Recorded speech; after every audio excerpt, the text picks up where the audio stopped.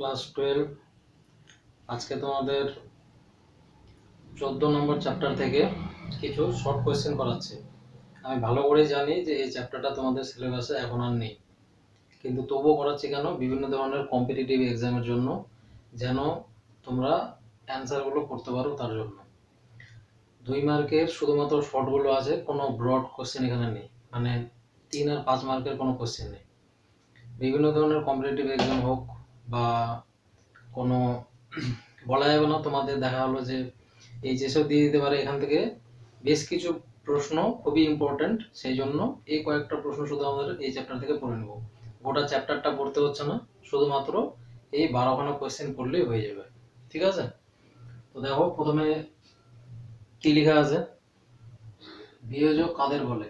এগুলো তোমরা আগেই পড়েছো, কিন্তু তবুও আমি হালকা করে একটু বলে দিচ্ছি যেন তোমাদের সুবিধা হয়। যে সকল ক্ষুদ্র ক্ষুদ্র আণুবীক্ষণিক জীব জটিল যৌগ ভেঙে সরল যৌগে পরিণত করে তাদেরকে বলা হচ্ছে বিয়োজক বা ডিকম্পোজার। তোমাদের হয়তো বাংলায় নাম আসতে পারে বিয়োজক, তাহলে লেখা থাকলো যে ডিকম্পোজার কাকে বলে, তাহলে মানেটা জানা থাকলে আমাদের সুবিধা হবে। তাহলে কি বললাম আরেকবার বলছি, যে সকল ক্ষুদ্র ক্ষুদ্র আণুবীক্ষণিক জীব কি করছে, জটিল যৌগ ভেঙে কিসে পরিণত করছে, সরল যৌগে পরিণত করছে।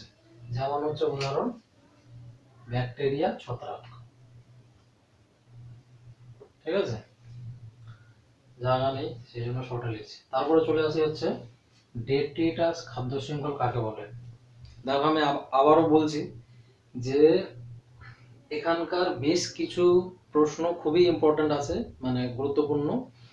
আর এই গুরুত্বপূর্ণ কোশ্চেনগুলো এই জন্যই বলছি, কারণ দেখা হলো যে তোমাদের চ্যাপ্টার বাদ করে দিয়েছে, কিন্তু এখান থেকে 2 মার্কের দিয়েও দিতে পারে। তাছাড়া হচ্ছে কম্পিটিটিভ এক্সামে কাজে লাগবে, সেই জন্যই করানো, ঠিক আছে? গোটা চ্যাপ্টারটা পড়তে হচ্ছে না, শুধুমাত্র আমরা এই কয়েকটা শর্ট করব। তারপরে চলে আসি ডেট্রিটাস খাদ্য শৃঙ্খল কাকে বলে। যে সকল খাদ্য শৃঙ্খল পচনশীল জৈব বস্তু থেকে শুরু হয়ে বৃহৎ খাদকে গিয়ে শেষ হয় তাকে বলা হচ্ছে ডেট্রিটাস খাদ্য শৃঙ্খল। এরকম এরকম সংজ্ঞাটাতে হয়তো বোঝা গেল না। ধরো একটা জলাশয় আছে, ওই জলাশয়ের মধ্যে একটা পাতা পড়লো, ঠিক আছে? পাতাটা পড়ার পরে পাতাটা পচে গেল, তাহলে কি হলো, ওই পচা পাতাটাকে একটা পতঙ্গের লার্ভা খেলো। তাহলে শুরু হলো কোথা থেকে, দেখো, পাতা, পাতা থেকে কি খেলো, পতঙ্গের, এটা হচ্ছে পচা পাতা। তাহলে পচনশীল জৈব বস্তু, দেখো পচনশীল জৈব বস্তু থেকে শুরু হচ্ছে, তারপরে কি হচ্ছে, পতঙ্গের লার্ভা খেলো এটাকে। লার্ভা খাওয়ার পরে কি হলো, এটাকে খেলো হচ্ছে ছোট মাছ, ছোট মাছটাকে খেলো হচ্ছে বড় মাছ, বড় মাছটাকে আমরা খেলাম মানুষ। তাহলে দেখো তো কোথায় যাচ্ছে, সংজ্ঞাটাতে কি বলা হয়েছে, যে সকল খাদ্য শৃঙ্খল পচনশীল জৈব বস্তু থেকে শুরু হবে এবং বৃহৎ খাদকে গিয়ে শেষ হবে, সেটাকে কি বলবো হচ্ছে ডেট্রিটাস খাদ্য শৃঙ্খল। মনে থাকবে? আচ্ছা, এবার চলে আসি, এটা গেল হচ্ছে সেকেন্ড কোশ্চেন, ওর সঙ্গেই ছিল, খুবই ইম্পর্টেন্ট। তারপর চলে আসি 10% সূত্র কাকে বলে। বিজ্ঞানী লিন্ডেম্যান 1942 সালে প্রথম এই সূত্রটি আবিষ্কার করেন, তাই তার নাম অনুসারে এই সূত্রটার নাম হচ্ছে লিন্ডেম্যানের সূত্র বা 10% ল বা 10% সূত্র নামে পরিচিত। এই সূত্রটাতে কি বলা হয়েছে, যে প্রাথমিক ব্যবহারকারীরা যখন উৎপাদকদের খাদ্য হিসাবে গ্রহণ করে, তখন উৎপাদকের কি করছে, আরেকবার বলছি, প্রাথমিক ব্যবহারকারীরা যখন উৎপাদকদের খাদ্য হিসাবে গ্রহণ করছে, খাদ্য হিসাবে গ্রহণ করার ফলে কি হচ্ছে, ওদের 10% এদের দেহ গঠনের কাজে লাগছে। কার? প্রাথমিক ব্যবহারকারীদের, মানে যে খাদ্যটা ওরা খেলো, উৎপাদকদের যে খাদ্য হিসাবে গ্রহণ করলো, গ্রহণ করার ফলে তার শুধুমাত্র 10% এদের দেহ গঠনের কাজে লাগছে, প্রাথমিক ব্যবহারকারীদের, এবং বাকি অংশটা কি হচ্ছে, শোষণ, রেচন এবং অন্যান্য বিপাক্রিয়া নষ্ট হয়ে যাচ্ছে বা ব্যয়িত হচ্ছে। এই ঘটনাটাকে বলা হচ্ছে 10% ল বা 10% সূত্র। এরকম জিনিসটা, ধরো একটা হরিণ 100 কিলো কোনো খাবার খেলো, ঘাস খেলো বা অন্য কোনো কিছু খেলো, খাওয়ার ফলে কি হচ্ছে, দেহ গঠনের কাজে শুধুমাত্র কত কিলো কাজে লাগবে? 10 কিলো।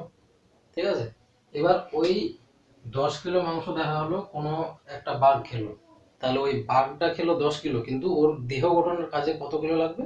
মাত্র 1 কিলো। কারণ 10% হারে বলা হয়েছে যে 10% শুধুমাত্র দেহ গঠনের কাজে লাগবে, আর বাকি অংশটা কোথায় চলে যাবে? শোষণ, রেচন ও অন্যান্য বিপাকে বাকি অংশটা ব্যয়িত হবে। এই সূত্রটাকে বা এই ঘটনাটাকে বলা হচ্ছে 10% ল বা 10% সূত্র, যেটা আরেকটা নাম হচ্ছে লিন্ডেম্যানের সূত্র। ঠিক আছে, কেন? কারণ বিজ্ঞানী লিন্ডেম্যান প্রথম এটি 1942 সালে আবিষ্কার করেছিলেন বা প্রবর্তন করেছিলেন। তাহলে একটা গেল, দুটো গেল। 3 নম্বর হচ্ছে ইকোটোন কাকে বলে? দেখো, খুব ইম্পর্টেন্ট একটা কোশ্চেন। দুটি কমিউনিটির মধ্যবর্তী স্থানকে বলা হয় হচ্ছে ইকোটোন। কিরকম? ধরলাম এটা একটা কমিউনিটি, এ একটা কমিউনিটি, কমিউনিটি বা সম্প্রদায় হলো, বি একটা সম্প্রদায়। দেখো তো এই দুটোর মধ্যে কমন স্পেস কোনটা? কমন স্থান এই জায়গাটা না, এই জায়গাটা বলা হচ্ছে ইকোটোন। তাহলে মাথায় থাকবে কি বললাম? দুটি কমিউনিটির বা দুটি সম্প্রদায়ের মধ্যবর্তী স্থান, যেটা উভয়ে ইউজ করতে পারে, ব্যবহার করতে পারে, সেই স্থানটাকে বলা হচ্ছে ইকোটোন। ঠিক আছে, সিম্পল জিনিস। আমরা যদি সংজ্ঞায় আসে তাহলে ছবিটাও দিয়ে দেব। বোঝা গেল আশা করি। তাহলে এই এখানে যে কোশ্চেনগুলো আছে সবগুলো ইম্পর্টেন্ট, শুধুমাত্র তোমাদের এইচএস এর জন্য না, কম্পিটিটিভ এক্সামের জন্য। বারবার একটাই কথা বলছি, সেই জন্যই করাবো, যেন তোমাদের কাজে লাগে। একটা চ্যাপ্টার আমরা কেন ছেড়ে দেবো? মানে চ্যাপ্টারটা তোমাদের পড়তে হচ্ছে না, সেই জন্য শুধুমাত্র আমরা ইম্পর্টেন্ট যেগুলো শর্ট আছে সেগুলো পড়ছি, যেন আমাদের এরকম না হয় যে কমন পেলাম না। ঠিক আছে, তারপরে হচ্ছে ফোর্থ কোশ্চেন। এটা আশা করি বুঝতে পেরেছি, দুটো কমিউনিটির মধ্যবর্তী স্থান। তারপরে চলে আসছি বায়োমাস বা জীবভর বলতে কি বোঝো? কোনো একটা নির্দিষ্ট অঞ্চলের সমস্ত জীবকুলের বা জীবিত জীবকুলের মোট ওজনকে বলা হয় হচ্ছে বায়োমাস বা জীবভর। কি বললাম? জীবকুলের কোনো একটা নির্দিষ্ট অঞ্চলের, অবশ্যই ওটা বলতে হবে, কোনো একটা নির্দিষ্ট অঞ্চলের জীবিত জীবকুলের মোট ওজনকে, জীবিত জীবকুলের মোট ওজনকে কি বলা হচ্ছে? বায়োমাস বা জীবভর। মাথায় থাকবে। বা অনেক সময় বলা হয় তাদের মোট সংখ্যাটাকে। তো এখানে আমরা ওজনকেই বলবো, যেহেতু জীব ভরের কথা বলা হয়েছে। ঠিক আছে, জীবিত জীবকুলের মোট ওজনকে, কোথাকার? কোন একটা নির্দিষ্ট অঞ্চলের জীবিত জীবকুলের মোট ওজনকে বলা হয় হচ্ছে বায়োমাস বা ওই অঞ্চলটার বায়োমাস বা জীবভর। আশা করি বুঝতে পেরেছো। তারপরে চলে আসি 5 নম্বর কোশ্চেন। কি আছে? অনাবৃত্তকরণ বা নিউডেশন কি? দেখো, নিউড আমরা সবাই জানি, নিউড মানে মুক্ত বা উন্মুক্ত যেটাকে বলি। তাহলে কোনো একটা স্থান যদি কি হয়ে যায়? উদ্ভিদ শূন্য হয়ে যায়। তার মানে কোনো একটা প্লেসে, ধরলাম এটা একটা জায়গা, এই জায়গার মধ্যে মোটামুটি 50টা গাছ ছিল, 50টা গাছ ছিল। এভাবে আমি আগালে তো অনেক সময় লেগে যাবে। ঠিক আছে, আমি তো ধান গাছের মতো আগাচ্ছি। যাই হোক, আমি একটা জাস্ট বলছি, এই 50টা গাছের মধ্যে কি হলো? কিছু এমন একটা ঘটনা ঘটলো যার ফলে এখানে আর কোনো গাছ থাকলো না, পুরো জায়গাটা কি হয়ে গেল? উন্মুক্ত হয়ে গেল, মানে গাছ শূন্য হয়ে গেল। তাহলে এই ঘটনাটাকে বলা হচ্ছে নিউডেশন বা অনাবৃত্তকরণ। এটা কিভাবে হতে পারে? তাহলে বিভিন্ন ধরনের যে প্রাকৃতিক দুর্যোগগুলো আছে, বন্যা, খরা, ভূমিকম্প, অগ্ন্যুৎপাত, এই সমস্ত ঘটনার ফলে যদি কোনো একটা জায়গা, যেটা আগে উদ্ভিদ দ্বারা পূর্ণ ছিল, অন্যান্য জীবগোষ্ঠী ছিল, কিন্তু পুরোপুরি উদ্ভিদ শূন্য হয়ে যায় এবং মুক্ত হয়ে যায়, সেই ঘটনাটাকে তখন বলা হচ্ছে, মানে যে পদ্ধতিতে কোনো একটা স্থান উদ্ভিদ শূন্য হয়ে যায়, সেই বিভিন্ন ধরনের প্রাকৃতিক দুর্যোগ, যেমন হচ্ছে বন্যা, অগ্ন্যুৎপাত, ভূমিকম্প ইত্যাদি দ্বারা যদি কোনো একটা স্থান উদ্ভিদ শূন্য হয়ে যায়, তখন সেই ঘটনাটা বলবো হচ্ছে অনাবৃত্তকরণ বা নিউডেশন। ঠিক আছে, মনে রাখবে। আচ্ছা, আমরা দেখা গেলো যে সংজ্ঞাটা লিখছি, ছবিটা বোঝানোর জন্য আমরা এইভাবে লিখতে পারি। এখানে কয়েকটা গাছ দিয়ে দিলাম, এইভাবে দিয়ে এখানে লিখলাম হচ্ছে প্রাকৃতিক দুর্যোগ, মানে বন্যা, ভূমিকম্প, তারপরে দিলাম একটা ফাঁকা স্থান। এই ঘটনাটাকে বলা হচ্ছে নিউডেশন। তাহলে কি হবে, আমি বারবার বলেছি যেখানে ছবি দেওয়ার মানে ছবি দেওয়া যাবে, তোমার মাথায় আসছে হয়তো যে এই জায়গাটাতে আমি ছবি দিতে পারবো, তাহলে অবশ্যই দিবে। তারপরে চলে আসছে হচ্ছে বেনথস কাকে বলে, 6 নম্বর। এটা এর আগের দিনে আমরা পড়েছিলাম যে সমুদ্রের তলদেশে বসবাসকারী শামুক, ঝিনুক, গুগলি এই সমস্ত প্রাণীদের বলা হচ্ছে বেনথস, যেটাকে বলা হচ্ছে আর একটা নাম আমরা দেখেছিলাম বেনথিক জোন। আমরা যখন জলের বিভিন্ন মানে সূর্যালোক প্রবেশের ভিত্তিতে যে জলের লেয়ার গুলো করা হয়েছিল, সেখানে দেখেছিলাম ইডিপি দিয়ে, ঠিক আছে, ইউফোটিক জোন, ডিসফোটিক জোন, প্রোপিউন্ডাল জোন, তারপরে লাস্ট যেটা ছিল সেটা হচ্ছে বেন্থিক জোন। এবার ওই বেন্থিক জোনে থাকা প্রাণীদের বলা হচ্ছে বেনথস, যেমন হচ্ছে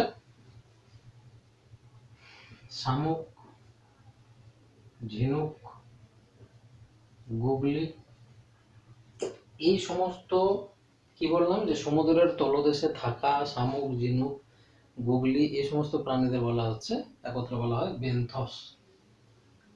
আশা করি মনে থাকবে। তারপরে চলে আসি হচ্ছে পর্যায়ক্রম বা সাকসেশন কাকে বলে। দেখো, এটা এমন একটা ঘটনা আমাদের মনে রাখতে হবে, শুধু জিনিসটা বুঝতে হবে। এখানে বলা হয় যেন পর্যায়ক্রম, তাহলে যে পদ্ধতিতে এটা একটা নির্দিষ্ট সময়কালের মধ্যে ঘটে, 1 নম্বর জিনিস। দ্বিতীয় হচ্ছে এটা বিবর্তনের মাধ্যমে ঘটে, মানে দ্বিতীয় পয়েন্ট গেল। তৃতীয় হচ্ছে এটা হচ্ছে একটা সুনিয়ন্ত্রিত পদ্ধতি। চতুর্থ হচ্ছে এই পদ্ধতিতে মানে নতুন বাস্তুতন্ত্র গড়ে ওঠে। তাহলে যদি সংজ্ঞা আকারে বলা যায় তাহলে কি হবে, নির্দিষ্ট সময়কালের মধ্যে মানে একটা পার্টিকুলার টাইম প্রয়োজন এই ঘটনাটা ঘটতে গেলে পর্যায়ক্রম বলা হয়েছে। বা শুধুমাত্র তোমাদের মানে বুঝতে অসুবিধার জন্য শুধু দিয়ে দিল যে সাকসেশন কাকে বলে বা সাকসেশন কি, 2 মার্কের। তাহলে ওই জায়গাটাতে আমাদের কি বলতে হবে যে নতুন বাস্তুতন্ত্র গড়ে উঠবে কিসের মাধ্যমে, বিবর্তনের মাধ্যমে, ঠিক আছে। আর এটা ঘটতে কি লাগবে, নির্দিষ্ট সময়কালের প্রয়োজন বা একটা মানে যথাযথ সময়কালের মধ্যে এই জিনিসটা ঘটবে। তাহলে সংজ্ঞা আকারে বলছি, যথাযথ সময়কালের মধ্যে বিবর্তনের মাধ্যমে যদি সুনিয়ন্ত্রিতভাবে কোনো একটা নতুন বাস্তুতন্ত্র গড়ে ওঠে, তখন ব্যাপক অর্থে তাকে বলা হয় হচ্ছে সাকসেশন বা পর্যায়ক্রম। জিনিসটা আরেকবার বলছি, বোঝার চেষ্টা করবে। কি হচ্ছে, একটা জিনিস মাথায় রাখতে হবে যে নতুন বাস্তুতন্ত্র গড়ে উঠবে, সিম্পল জিনিস। তাহলে নতুন বাস্তুতন্ত্রটা গড়ে উঠতে মানে উঠবে যে, এটার জন্য কি প্রয়োজন, বিবর্তন প্রয়োজন, ঠিক আছে। এই বিবর্তনটা ঘটতে সময় লাগবে, তো তাহলে ওখানে বলতে হবে যথাযথ সময়কালের মধ্যে বা নির্দিষ্ট সময়কালের মধ্যে যদি কি হয়, নতুন কোনো বাস্তুতন্ত্র গড়ে ওঠে বিবর্তনের মাধ্যমে এবং সুনিয়ন্ত্রিত পদ্ধতিতে বা উন্নত মানের কোনো বাস্তুতন্ত্র গড়ে ওঠে, তখন তাকে বলা হচ্ছে সাকসেশন বা পর্যায়ক্রম। এই সময়টা আমরা বারবার ভুলে যাই অনেকবার বোঝানোর পরেও, সেই জন্য আমি মানে আরেকবার রিপিট করছি। নির্দিষ্ট সময়কালের মধ্যে বিবর্তনের দ্বারা যখন কোনো একটা স্থানে নতুন সুনিয়ন্ত্রিত নতুন বাস্তুতন্ত্র গড়ে ওঠে, তখন তাকে ব্যাপক অর্থে বলা হয় হচ্ছে সাকসেশন বা পর্যায়ক্রম। ঠিক আছে, এটা গেল আমাদের 7 নম্বর কোয়েশ্চেন। তারপরে চলে আসি 8 নম্বর কোয়েশ্চেন। অক্সিজেনের মুক্তি কি? যে পদ্ধতিতে পরিবেশে অক্সিজেনের মুক্তি ঘটে বা যে পদ্ধতিতে পরিবেশে অক্সিজেন মুক্ত হয়, সেই ঘটনাটাকে বলা হচ্ছে অক্সিজেনের মুক্তি। অক্সিজেনের মুক্তি সময়টা দিয়ে বুঝতে পারছি, তার মানে অক্সিজেন মুক্ত ঘটবে, মানে অক্সিজেনের মুক্তি ঘটবে কোথায়, পরিবেশের মধ্যে। তাহলে যে পদ্ধতির দ্বারা বা যে পদ্ধতির সাহায্যে পরিবেশে অক্সিজেন মুক্ত হয় সেই ঘটনাটাকে বলা হচ্ছে অক্সিজেনের মুক্তি। তাহলে এটা কি মানে কোন দুটো পদ্ধতির মাধ্যমে ঘটছে, একটা হচ্ছে ফটোলাইসিস বা আলোক বিশ্লেষণ, একটা হচ্ছে বজ্রপাত বা বিদ্যুৎ স্ফুলিঙ্গ দ্বারা। বজ্রপাত বা বিদ্যুৎ স্ফুলিঙ্গ, এই দুটো পদ্ধতিতে কি হচ্ছে দেখো জলের কণাগুলি ভেঙে H+ আর হাইড্রোক্সিল আয়নে বিশ্লিষ্ট হয়ে যাচ্ছে, ঠিক আছে। হাইড্রোজেন ও হাইড্রোক্সিল আয়নে বিশ্লিষ্ট হচ্ছে। এবার এই যে হাইড্রোক্সিল আয়নটা উৎপন্ন হলো, এই হাইড্রোক্সিল আয়নটা ইলেকট্রনের সঙ্গে বিক্রিয়া করে হাইড্রোক্সিল মূলক তৈরি করছে। এই হাইড্রোক্সিল মূলকটা তখন পরবর্তীতে ভেঙে গিয়ে জল ও অক্সিজেনের মুক্তি ঘটাচ্ছে, ঠিক আছে। এই ঘটনাটাকে বলা হচ্ছে অক্সিজেনের মুক্তি। তাহলে আমাদের এই ছোট্ট বিক্রিয়াটা মনে রাখতে হবে, ঠিক আছে। তাহলে আশা করি এই জিনিসটা মাথায় থাকবে। তাহলে যে পদ্ধতির মাধ্যমে কি হচ্ছে, পরিবেশে অক্সিজেন মুক্ত হচ্ছে, সেই ঘটনাটা বলা হচ্ছে অক্সিজেনের মুক্তি। এই পদ্ধতিটা কিসের মাধ্যমে ঘটছে? ফটোলাইসিস আর হচ্ছে বজ্রপাতের দ্বারা। তাহলে এই দুটো পদ্ধতিতে কি ঘটনাটা ঘটছে আমরা দেখলাম, ঠিক আছে। এটা মাথায় রাখবে। তাহলে অক্সিজেনের মুক্তি কি সেটা দেখলাম। এবার চলে আসি হচ্ছে তারপরের কোশ্চেনে, গ্রস প্রোডাক্টিভিটি ও নেট প্রাইমারি প্রোডাক্টিভিটি। দেখো কোনো একটা, এখানে সবসময় একটা জিনিস মানে সংজ্ঞাটাতে মাথায় রাখতে হবে, প্রতি একক সময়ে আর প্রতি একক এরিয়াতে। তাহলে প্রতি একক এরিয়াতে প্রতি একক সময়ে উৎপাদক কর্তৃক যে পরিমাণ কি কোটা হচ্ছে জৈব বস্তু সংশ্লেষিত হয়, মানে যে পরিমাণ গ্লুকোজ উৎপন্ন করছে ওরা, কারা? উৎপাদকরা, সেই পরিমাণটাকে বলা হচ্ছে গ্রস প্রাইমারি প্রোডাক্টিভিটি, যেটাকে আমরা লিখবো হচ্ছে মোট বা টোটাল। কি বলা হচ্ছে? মোট বা টোটাল, মাথায় থাকবে। তাহলে গ্রস প্রাইমারি প্রোডাক্টিভিটি কাকে বলছে? যেটা হচ্ছে টোটাল উৎপন্ন হচ্ছে বা মোট উৎপন্ন হচ্ছে। কি উৎপন্ন হচ্ছে? একটা প্রতি একক এরিয়াতে প্রতি একক সময়ে উৎপাদক কর্তৃক যে পরিমাণ জৈব বস্তু সংশ্লেষিত হয়, মানে তার মানে যে পরিমাণ ওরা কি করছে, শর্করা জাতীয় খাদ্য উৎপন্ন করছে, সেই পরিমাণটাকে বলা হচ্ছে গ্রস প্রাইমারি প্রোডাক্টিভিটি। আর নেট কোনটাকে বলা হচ্ছে? এই যে এটা উৎপন্ন হওয়ার সময় তাদের দেহে তো বিভিন্ন ধরনের রেচন আর শোষণ ক্রিয়া ঘটতে থাকে, তাহলে এই শোষণটাকে যদি ওখান থেকে বিয়োগ করে দিই তাহলে সেটা হয়ে যাবে হচ্ছে নেট প্রাইমারি প্রোডাক্টিভিটি। তাহলে যদি বলা হয় নেট প্রাইমারি প্রোডাক্টিভিটি সংখ্যাবে লিখছি এনপিপি ইকুয়াল কি হবে? গ্রস প্রাইমারি প্রোডাক্টিভিটি মাইনাস আর। আর মানে কি? রেসপিরেশন বা শোষণ। এটাকে যদি বিয়োগ করি তাহলে কি পাবো আমরা? Net primary productivity. তাহলে গ্রস কোনটা হবে? যদি জিপিপি বলি তাহলে স্পষ্ট বুঝতে পারছি net primary productivity sorry NPP plus হচ্ছে আর, এখান থেকে যদি আরো বিয়োগ করি রেশন এক্সক্রিয়েশন তাহলে ওটাও হবে। তাহলে এখানে কি হবে? প্লাস ই হবে। যাই হোক একটা দিয়ে বুঝছি, মানে একটা দিয়ে মনে রাখলেই হবে, ঠিক আছে।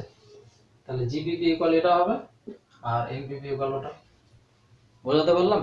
একটা সিম্পল উদাহরণ দিচ্ছি, তাহলে এটা মাথায় রাখবে, তাহলেই বুঝতে পারবে। ধরো আমি 1000 টাকা বেতন পেলাম, 1000 টাকা, তাহলে 1000, এখানে আমি তো বলেই দিয়েছি মোট বা টোটাল, এটা হচ্ছে আসল। অনেকে বলে না তুই আমার আসল টাকাটা দিবি না, মানে কি যেটা আমি কোনো কিছুতে লাগিয়েছি কোনো কাজে, তো অনেকে বলে যে তোর লাভ হলো তোকে আমি বাকি টাকাটা দিব আসল সহ। তার মানে আমি দেখা হলো যে 100 টাকা দিয়েছি, তো আমাকে দেওয়ার কথা ছিল লাভ যদি 50 টাকা হয় তাহলে আমি 150 টাকা পাবো, কিন্তু দেখা হলো কোনো টাকা দিচ্ছে না। তখন আমরা অনেক সময় বলে থাকি কি যে আমাকে কি আসল টাকাটাও দিবি না? তার মানে কি আমি যে তোকে 100 টাকাটা দিলাম ওই টাকাটাও কি আমাকে দিবি না, এরকম ব্যাপারটা। আমি উদাহরণটা কি দিচ্ছি দেখো, 1000 টাকা বেতন পেলাম, এবার এই 1000টা হচ্ছে আমার কি জিপিপি, বোঝা গেল? এই 1000 টাকা পাওয়ার পর আমি দোকানে গেলাম, বিভিন্ন ধরনের জিনিস কিনলাম, ধরো 800 টাকা খরচা করে দিই, থাকলো কত? 200।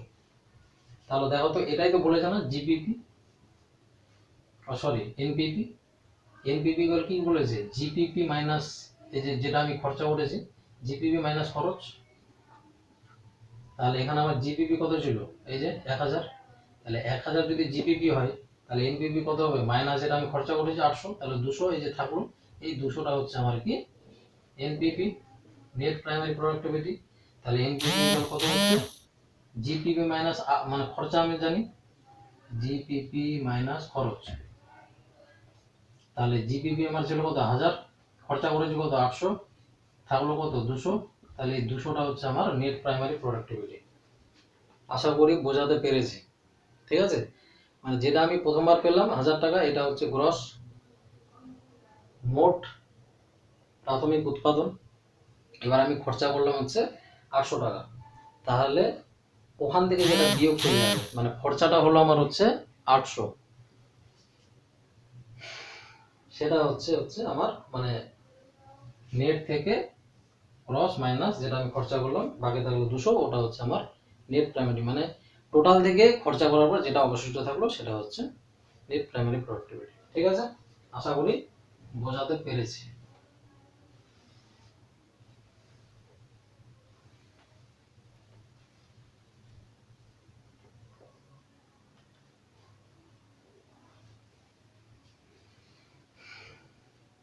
যাই হোক, অফলাইন করতে ভুলে গেছি, মেসেজ আসতেই আছে, তোমরা হয়তো বুঝতে পারছো। যাই হোক, এবার এটা গেল হচ্ছে আমাদের 9 নম্বর question, gross primary productivity, net primary productivity গেল। এবার চলে আসে আমরা হচ্ছে 10 নম্বর কোশ্চেন। দেখো কি আছে, পরিপোষক চক্র কাকে বলে। এটা আমাদের খুব ভালো করে বুঝতে হবে। মানে হচ্ছে নিউট্রিয়েন্ট যেগুলো, যেটা আমাদের উদ্ভিদ ও প্রাণীদের কিসের কাজে লাগে, পুষ্টি ও বৃদ্ধির জন্য কাজে লাগে, সেই ধরনের উপাদানগুলো কি কি, carbon, hydrogen, oxygen, nitrogen, phosphorus, sulphur ইত্যাদি। এই যে কি বলা হয়েছে পরিপোষকগুলো, এই পরিপোষকগুলো কি করছে, উদ্ভিদের এবং প্রাণীর কিসের কাজে লাগছে, বৃদ্ধি ও পুষ্টির জন্য খুবই জরুরি বা প্রয়োজনীয়। এই সমস্ত পরিপোষকগুলো কি হচ্ছে, এখানে শুধু সংজ্ঞাটা দিয়েছে পরিপোষক চক্র কাকে বলে। এই সমস্ত উপাদানগুলি কি হচ্ছে, পরিবেশ থেকে উদ্ভিদ দেহে, উদ্ভিদ দেহ থেকে আবার প্রাণী দেহে, এবং প্রাণী দেহ থেকে আবার পরিবেশে চক্রাকারে আবর্তিত হচ্ছে, ঠিক আছে, এবং পরিবেশে এদের সাম্যাবস্থা বজায় রাখছে। এই ঘটনাটাকে বলা হচ্ছে পরিপোষক চক্র বা বায়ো জিওকেমিক্যাল সাইকেল। তো জিনিসটা কি আমি আরেকবার বলছি, পরিবেশ থেকে উদ্ভিদরা কি করছে, মূলরম দ্বারা বিভিন্ন ধরনের খনিজ লবণ শোষণ করছে, খাদ্য তৈরি করছে, ওই খাদ্যটা কে খাচ্ছে, তাহলে ওরা যে এই সমস্ত উপাদানগুলো গ্রহণ করলো, এগুলো কে খাচ্ছে, প্রাণীরা খাচ্ছে। এবার প্রাণীরা খাওয়ার ফলে যখন আমরা মারা যাচ্ছি, তখন আবার মাটিতে মিশে গিয়ে ওই উপাদানগুলোকে পরিবেশে ফিরিয়ে দিচ্ছি। তো এই ঘটনাটাকে বলা হচ্ছে পরিপোষক চক্র। তো সংজ্ঞা আকারে যদি বলা যায়, যে পদ্ধতিতে বিভিন্ন ধরনের পরিপোষক, যেমন হচ্ছে carbon, hydrogen, oxygen, nitrogen, phosphorus, sulphur, এই সমস্ত পরিপোষকগুলো পরিবেশ থেকে উদ্ভিদ দেহে, উদ্ভিদ দেহ থেকে আবার প্রাণী দেহে, এবং প্রাণী দেহ থেকে পুনরায় পরিবেশে আবর্তিত হয় চক্রাকারে, এবং পরিবেশে এদের ভারসাম্য বজায় থাকে। এই চক্রটাকে বলা হয় হচ্ছে পরিপোষক চক্র। ঠিক আছে, সংজ্ঞাটা আশা করি বুঝতে পেরেছি। তারপরে চলে আসি হচ্ছে 11 নম্বর কোশ্চেন, প্ল্যাঙ্কটন ভার্সেস নেক্টন। দেখো NEKTOL খুবই ইম্পর্টেন্ট, তোমাদের কনফিউজ করার জন্য দিতেই পারে এরকম কোশ্চেন। তাহলে প্ল্যাঙ্কটন আর নেক্টনের মধ্যে আমাদের সিম্পল একটা জিনিস মাথায় রাখতে হবে। কি জিনিসটা, সেটা হচ্ছে দেখো নেক্টনের ক্ষেত্রে শুধু মনে রাখবো উদাহরণ, কি উদাহরণ, কুমির, মাছ, হলো। আচ্ছা, প্ল্যাঙ্কটন এটা হচ্ছে নেক্টনের উদাহরণ মনে রাখলাম, নেক্টন, ঠিক আছে, এটা কিসের, নেক্টন। আর প্ল্যাঙ্কটনের ক্ষেত্রে মনে রাখবো হচ্ছে ক্ষুদ্র ক্ষুদ্র আণুবীক্ষণিক জীব, ক্ষুদ্র আণুবীক্ষণিক জীব, আর হচ্ছে জেলিফিশ। এই যে উদাহরণটা, তাহলে আমাদের একটা মানে পার্থক্য হয়ে গেল। কি বললাম, যে নেক্টনের উদাহরণ হচ্ছে কুমির ও মাছ, আর প্ল্যাঙ্কটনের উদাহরণ হচ্ছে ক্ষুদ্র আণুবীক্ষণিক জীব ও জেলিফিশ। এবার আরেকটা উদাহরণ হচ্ছে, এই যে এটা বললাম এরা হচ্ছে মাইক্রোস্কোপিক হয়। কি বললাম, মাইক্রোস্কোপিক, মানে এরা আণুবীক্ষণিক হয়, অণুবীক্ষণ যন্ত্রে এদের দেখা যাবে, আণুবীক্ষণিক।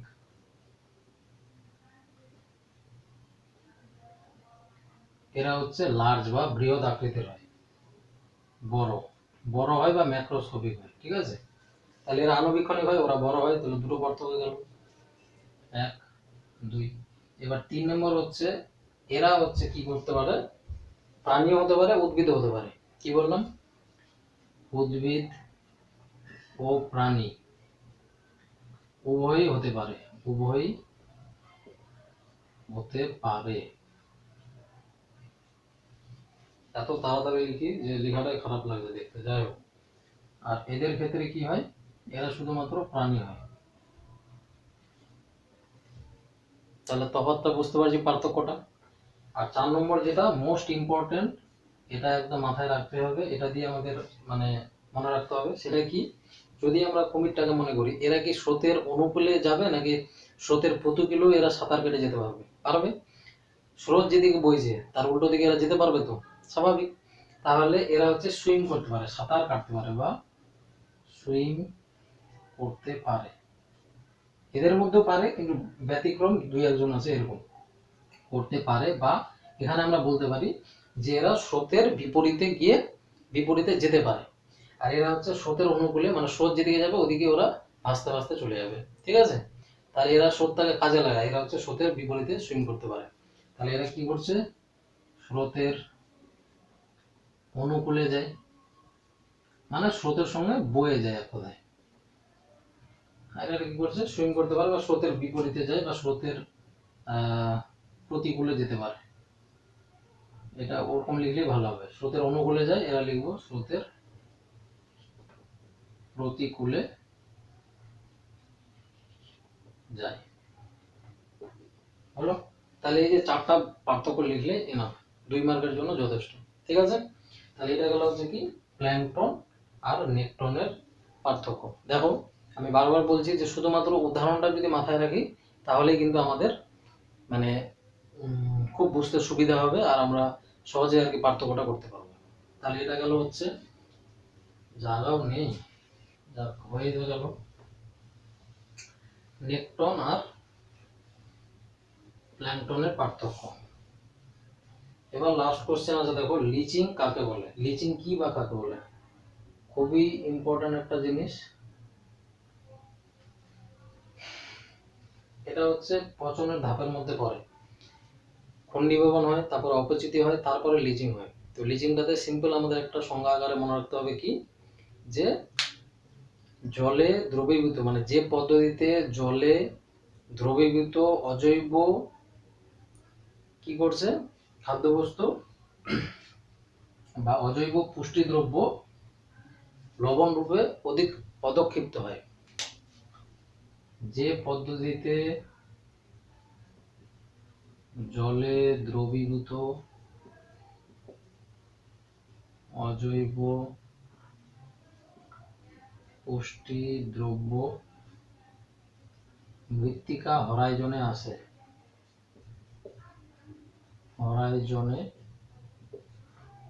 জনে আসে এবং লবণ রূপে অধক্ষিপ্ত হয়, লবণ রূপে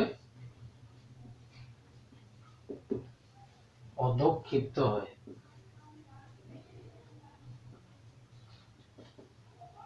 যে পদ্ধতিতে, ঠিক আছে, তাকে বলা হচ্ছে লিচিং। কি বা কাকে বলে সংজ্ঞাটা আমরা বুঝতে পারলাম। তাহলে কি বললাম, যে পদ্ধতিতে জলে দ্রবীভূত অজৈব পুষ্টিদ্রব্য মৃত্তিকা হরাইজন, মানে কি সয়েল প্রোফাইল। আমরা সয়েল প্রোফাইল এর আগে দেখেছি যে ওখানে কতগুলো স্তর দেখতে পাওয়া যায়, এ বি সি দিয়েছিল, তারপরে শেষে আর ছিল, ওদের মধ্যে একটা উপরে ও ছিল। তাহলে এই যে মৃত্তিকা হরাইজন বা সয়েল প্রোফাইল বা মৃত্তিকার যে লেভেলগুলো, এক একটা লেভেলগুলোকে বলা হচ্ছে কি হরাইজন। এই মৃত্তিকা হরাইজনে আসবে এবং কি হবে, সেখানে লবণ রূপে পদক্ষিপ্ত হবে। কোন ধরনের পদার্থ, জলে দ্রবীভূত অজৈব পুষ্টিদ্রব্য যখন লবণ রূপে পদক্ষিপ্ত হয়। কোথায় পদক্ষিপ্ত হবে, যখন এর কি হবে মৃত্তিকা হরাইজনে আসবে এবং আসার ফলে সেই মৃত্তিকা হরাইজনের লবণ রূপে পদক্ষিপ্ত হবে সেই লেয়ারগুলোতে, তখন সেই ঘটনাগুলো হচ্ছে লিচিং, ঠিক আছে। এটা খুবই ইম্পর্টেন্ট একটা মানে কোয়েশ্চেন। তাহলে এখানে যতগুলো আছে সবগুলো ইম্পর্টেন্ট, কিন্তু এর মধ্যে আমি কিছু বলছি, এগুলো তোমরা মানে স্টার মার্ক দিয়ে রাখি। 12টা কোশ্চেন আছে, খুব বেশি নেই।